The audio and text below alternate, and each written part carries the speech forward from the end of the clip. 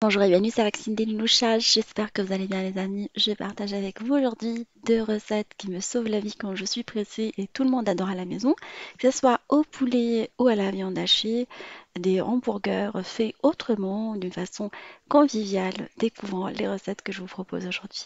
On va commencer par la première recette à la viande hachée. On va commencer par préparer les légumes. Alors je vais couper quelques poivrons en fines lamelles. Vous pouvez mettre de la courgette, des légumes d'été si vous voulez. Aujourd'hui, ça va être aux 3 poivrons ou 4 poivrons plutôt. On rajoute de l'oignon également qu'on va venir découper en lamelles. Et là, on va assaisonner la préparation. On va mettre de l'huile d'olive, des épices fumées. On va mettre de la poudre d'ail. On va mettre tout ça sur une plaque à l'enfour et on va le faire griller dans un four préchauffé au mode grill pendant une vingtaine de minutes. Entre-temps, on va préparer la kefta.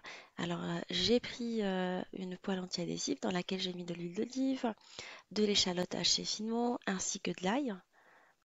On rajoute de la viande hachée de bœuf qu'on va venir émietter pour éviter d'avoir des paquets à l'aide d'une spatule en bois. On va épicer avec du piment doux, du piment fort, un peu de cumin. Vous pouvez mettre les épices de votre choix, du ras el hanout, ça dépend du goût que vous voulez donner à votre farce.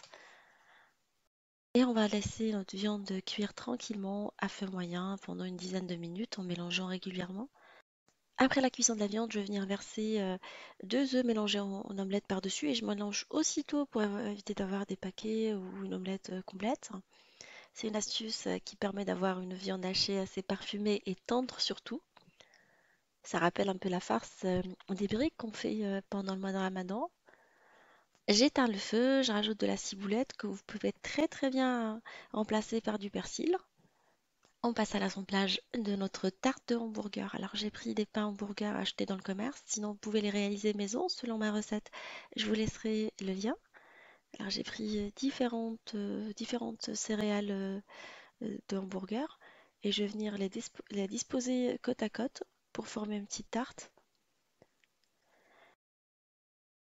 Et vous tartinez après avec la sauce de votre goût. Vous pouvez mettre la sauce yaourt, la sauce algérienne, harissa. Moi, je vais mettre de la sauce barbecue parce que c'est ce qu'on aime à la maison. On vient disposer de la viande hachée par-dessus. On met l'équivalent de 3 grandes cuillères à soupe sur chaque hamburger. Une fois qu'on a fait tous les pains, on va venir disposer les légumes par-dessus, les légumes grillés au four. Vous pouvez le faire au barbecue. Si vous allumez votre barbecue, vous le faites et vous le laissez de côté au frigo pour une utilisation ultérieure. On va par la suite parsemer avec du mozzarella. Sinon, vous mettez du cheddar. Il se marie très bien aussi avec ce type de recette. On recouvre avec les chapeaux ou des petits pains. On va venir badigeonner nos petits pains avec du beurre fondu qu'on a parfumé avec de la poudre d'ail à l'aide du pinceau. Et on va les faire cuire ou plutôt juste gratiner dans un four préchauffé à 180 pendant une petite dizaine de minutes. Et voilà, nos petits pains sont sortis du four. Ils sont vraiment très bons. Je vous les conseille, les enfants en raffolent et les grands également. Et là, on va passer à la réalisation de la hamburger tarte au poulet. Nous allons préparer la marinade avec de la sauce soja, de la moutarde, de l'harissa, un mélange d'épices pour volaille. Et on va venir disposer des légumes dedans, là, de l'oignon en lamelles. On rajoute également des poivrons rouges, verts et jaunes coupés en lamelles comme tout à l'heure. On va bien les mélanger pour qu'ils s'imprègnent de la sauce. Et on va venir par la suite les disposer dans un plat à l'enfour. Vous pouvez le faire à la poêle si vous souhaitez. Alors le poulet, je l'ai fait mariner de la même manière, sauf que j'ai divisé la sauce en deux. Et je vais venir le disposer à côté. On va faire griller le tout dans un four préchauffé à 180 pendant une vingtaine de minutes. Et entre-temps, nous allons venir disposer les pains côte à côte comme tout à l'heure, hein, de la même manière. Alors, comme je vous ai dit, vous choisissez des petits pains céréales ou différents goûts, comme ça chacun il va avoir le goût qu'il préfère. Et on va venir les tartiner. Alors vous les tartinez soit avec de la crème fraîche plus de la poudre d'ail.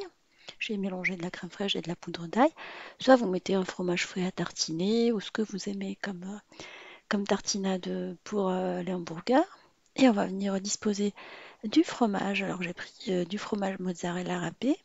Vous mettez du cheddar, ce qu'on aime. Sinon on peut disposer également le fromage pour hamburger, hein. Moi, ce fromage-là, je le trouve beaucoup plus goûteux que le fromage pour hamburger. On n'aime pas trop à la maison. Et à la sortie du four, on va venir disposer les légumes dessus, griller.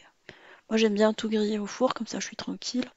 Mais à la poêle, ça marche aussi. Faire le tour de tout. Alors, vous pouvez rajouter des champignons frais également. Il m'arrive de le faire, mais j'étais pas en mode film le jour où j'avais fait ça. On va disposer également les morceaux de poulet grillés et marinés. Vous pouvez faire mariner le tout la veille ou le matin avant d'aller au travail et le soir vous faites griller. On va venir euh, parsemer encore avec du fromage, couvrir avec les petits pains et faire la même opération tout à l'heure, les badigeonner avec le beurre et les faire griller au four, comme on a pu voir tout à l'heure. Et les disposer avec de la salade ou avec une soupe à côté. Bah, j'espère que ces recettes vous feront plaisir et feront plaisir surtout à vos familles. Je vous fais des gros bisous d'amour. Merci pour votre fidélité. Et on se dit comme d'habitude, on se retrouve sur la cuisine de Niloucha avec de nouvelles recettes, un nouveau voyage culinaire et à bientôt.